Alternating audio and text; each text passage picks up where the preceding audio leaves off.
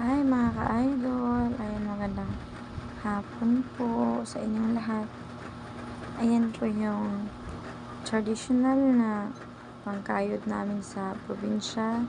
Siguro, I think mga 40s or 30s, may mga ganun na. Hindi pa uso yung kuryente-kuryente. Ayan, so, very challenging po siyang gamitin at exercise. Ayan, tuwang-tuwa yung mga junakits namin. Ayan, nag-aabang nag-aabang sila ngayon.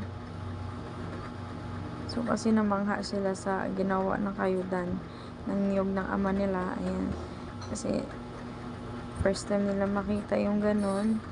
Dahil ang nakasanayan dito sa syudad is yung pag bumili ka, nakakayod na siya. So, hindi katulad niyan na talagang mano-mano mo siyang kayudin hanggang sa ayan, maubos na siya. Ayan. So, yan po pala ay gawa ng aking mister. Ayan. Ayan yung mga abangers ng aming mga anak. Makukulit. Ayan, mga idol, nakaranas na ba kayo ng ganitong traditional na kayudan ng niyog? Ayan. Very challenging po siya. At exercise din po siya sa mga muscle natin dyan. Ayan.